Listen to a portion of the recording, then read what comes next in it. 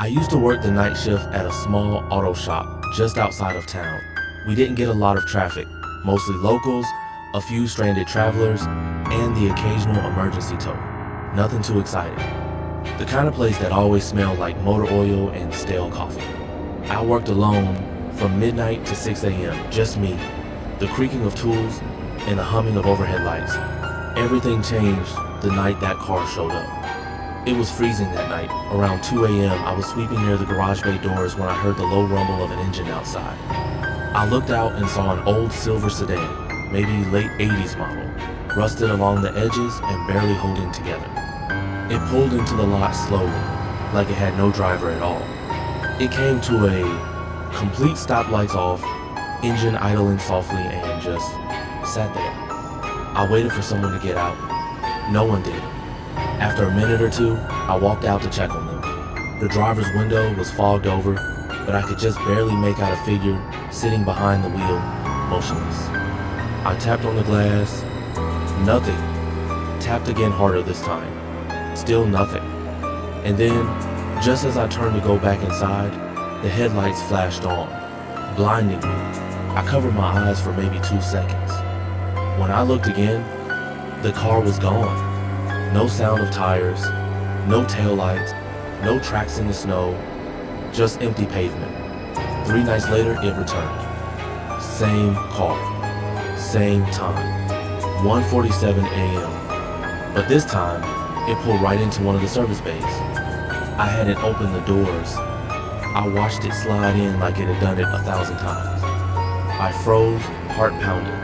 It just sat there, engine off, as if waiting for me to inspect it. I didn't want to go near it, but I couldn't stop myself.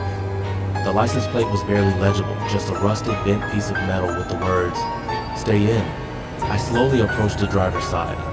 No one inside, except something was hanging from the rearview mirror. A photo, faded and stained. It showed a man, a woman, and 2 kids smiling in front of what looked like a camper van. The image looked old. Too old. I opened the door. It wouldn't budge. I stepped around to the back end. When I returned to the front seat, there was a child sitting in the driver's seat, eyes wide, mouth taped shut with black duct tape, staring right at me. I bolted. I didn't sleep that day. I kept thinking about that care about the photo. The next night, I confronted my boss, Harris, who'd owned the place for over 30 years. When I told him what I'd seen, his face went pale. He went into his office and pulled out an old file from a locked drawer. Inside was that same photo I'd seen hanging in the car. He said, "That family passed through here back in '06, driving cross country, stopped in town for gas and never left. Their car was found burned to ash on the outskirts of town, except no bodies were inside. The only thing salvageable was that photo. It had blown into our lot the night they vanished. Harris kept it, said it never felt right to throw it away. I should have quit right then, should have left town. But something about that car called to me. I showed up the next night, half hoping it wouldn't return. But at 1:47 a.m. on the dot, the bay doors opened by themselves, and the car was there, idling, waiting. I don't know why I did it, but I got in. The second I sat down, the doors locked. The engine revved on its own and the headlights lit up the road ahead. The radio flickered to life, playing static, then an old, warbly voice. "Thank you, finally, someone to take our place." The engine roared, and the shop disappeared behind us. They never found me. The cameras showed me walking into the bay, but never leaving. The car didn't appear on any footage. The next morning, Harris found tire marks on the garage floor, but no vehicle in sight. And on his desk was the photo, now with one person missing, just the mother, the 2 kids, and an empty space where the father used to be.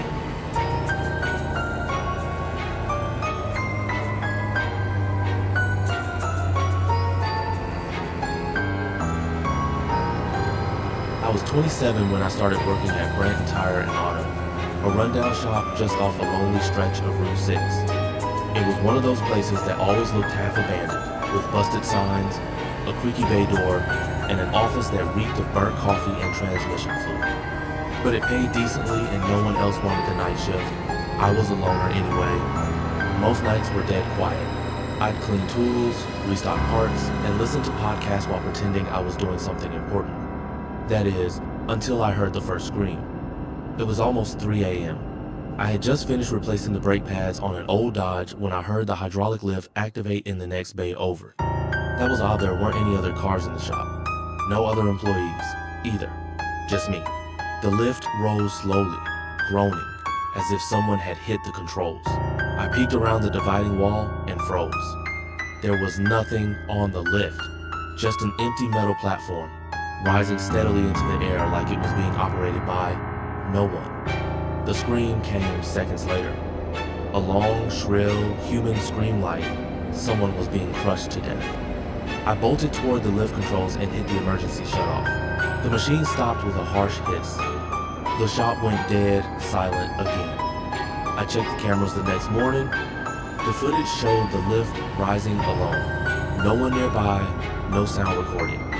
Not even the scream. I told my boss, Carl, about it the next day. He didn't laugh. He didn't even look surprised.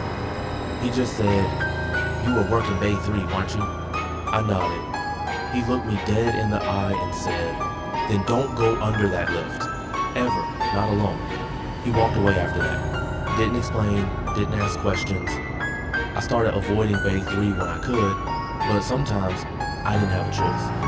A week later, I found out why Carl was so cryptic. One of the other mechanics, Carlos, used to do the night shift before me. He vanished last year. His car was found in the lot, keys in the ignition. Police searched the area. Security footage showed him entering the shop around 11:53 p.m. Never showed him leaving. And no trace of him ever turned up. The last clip, him walking under Bay 3's lift, alone. 2 nights later, I was organizing wrenches in the tool chest next to Bay 3 when I heard dripping. I turned around. There was a wet red stain forming under the lift, like something was leaking from the machinery above. I climbed up the side and shined my light across the top of the metal platform. That's when I saw them. A pair of pliers, crushed and dented, covered in blood. There shouldn't be anything up there. No reason for tools to be there. No reason for blood. The smell hit me next, like something rotting, caught in steel. I backed away, heart hammering, the shot lights flickered. The lift screamed again. That night, I stayed in the office with the lights on and the door locked. Around 3:13 a.m., the power dipped. I heard the lift power on again, but this time, the scream was different, shorter, cut off. Then I heard a voice, whispering through the intercom, though it was disconnected. "He's still here, under the steel. He's not done." My skin went cold. I checked the cameras again, all 6 angles. Bay 3's feed was static, like something was interfering with it. The others were fine. I decided I needed to know. The next night, I brought in a mini GoPro, mounted it on my chest, and set it to record. At exactly 3 a.m., I walked toward Bay 3. The lift was already down, waiting. I stood there, staring at it for what felt like hours. It didn't move. I crouched down and slid underneath. And that's when I heard it breathing, heavy, labored, right above me. I looked up. There was nothing there. Then the lift powered on by itself. It began to descend. I scrambled out just in time, but not before catching a glimpse of something on the underside of the lift. A face, pressed into the steel, twisted in agony. Its mouth opened and screamed. My GoPro shut off, fried. I confronted Carl the next day, demanding answers. He sighed and led me to a filing cabinet in the back office. Pulled out a manila envelope labeled Incident Report 1998. Inside were newspaper clippings. Apparently, back in '98, a mechanic was killed under Bay 3's lift. The safety locks failed. He was crushed slowly over the course of 6 minutes while co-workers tried to stop the system. He didn't die instantly. And when the body was finally recovered, the lift wouldn't stop screaming for 3 days straight. They replaced the hydraulics, rebuilt the system. Didn't matter. Strange things kept happening. People getting locked inside, shadows on the cameras, tools missing, screams at night. Carlos wasn't the first to go missing. and I won't be the last. I quit that job a week ago, but every night since I hear the whir of hydraulics in my dreams. Sometimes I wake up and smell oil and rust, even in my own apartment. Last night, I found a wrench sitting on my kitchen counter, one I never brought home. And this morning, carved into my bathroom mirror. 3 a.m. babe. 3. One last job. I don't think the lift is done with me yet, and I think it wants another body.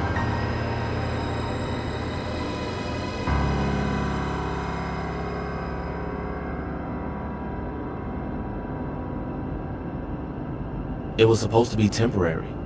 I just moved back to my hometown, broke and desperate, and the only job I could find was at Harlow's salvage yard, a rusting metal graveyard on the outskirts of town. Harlow, the owner, was in his late 60s, grumpy, paranoid, and always warning me about the rules. Never stay past midnight, never open the back lot, and whatever you do, don't go walking the yard at night. I laughed the first time he said it. He didn't. The junkyard was massive twisting rows of wrecked cars, rusted frames, busted appliances, and old trailers stacked 3 high. During the day, it was just depressing. At night, it was something else. When the sun went down, the wind started howling through the broken windows. The headlights of wrecked cars sometimes lit up on their own. Doors slammed even when no one was near. It always felt like something was watching from the shadows. I was 3 weeks in when it started. I stayed a bit late, organizing the paperwork in the office trailer, when I heard a clattering sound deep in the yard like someone digging through the scrap piles. I peeked through the blinds. No one. I stepped outside, flashlight in hand. That's when I saw the figure. A manner. What looked like understanding between 2 rusted out pickups. He wasn't moving, just staring. I called out. He didn't react. I shined my light on him and he was gone, like he had never been there. When I turned around to head back in, I saw muddy footprints leading up to the door I'd just come out of. I asked Harlow about the back lot the next day. He snapped, almost yelling. That part's sealed off for a reason. No one goes back there, not unless they want to end up like Lester. I didn't ask who Lester was. Later, I looked him up. Lester Barnes, former employee, went missing on site in 1997, last seen entering the yard after hours. His body was never found. One night, I was doing my final rounds before closing when I noticed something strange. The back gate was open. It had been welded shut for years, Harlow told me himself.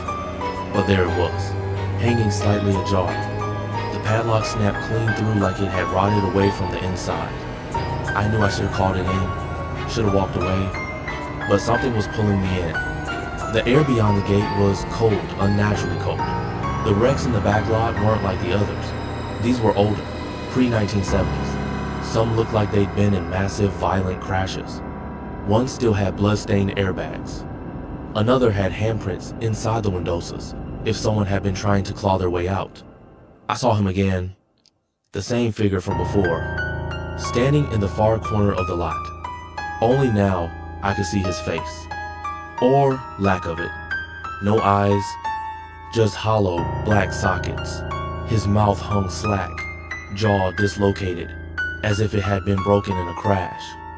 And he was pointing, not at me but at the ground in front of an overturned Buick. Something was buried there. I approached slowly. That's when I saw the fingers sticking up through the dirt. Human fingers. I dug with my bare hands. First came the fingers, then a wrist, then the remains of an arm, still in a tattered Harlow salvage uniform. A name patch read, Lester. His face was twisted in terror-mouth, open in a permanent scream. I backed away, horrified, and the man with no eyes was suddenly gone. That's when all the wrecks in the lot lit up at once. Headlights flaring, radios blaring static, horns honking in unison like a hellish choir, and the doors started slamming open and shut like something was moving through them, car to car, getting closer. I ran. I confronted Harlow the next morning. He just looked tired, resigned. They never left, he said. The people who die in those cars, sometimes they stay, especially the ones who didn't get found. The ones who were crushed, burned, buried in parts, and sold like scrap. You dig too deep in that yard, you start waking things up. He handed me an envelope. Inside was a photo of 4 men in front of the junkyard in 1985. Harlow, Lester, and 2 others, their faces scribbled out. We tried to cover it up, he whispered, but the ground doesn't forget. I quit the next day, packed my things, told myself I'd never go back. But on my last night in town, I got a call from a blocked number. A voice raspy, slow, gurgling said, "You left the gate open." I didn't sleep. Every time I looked outside, I swore I saw twisted headlights watching from the tree line. The next morning, I drove past Harlow's place, SSH. The whole place was burned to the ground. Fire chief said it was an electrical fire.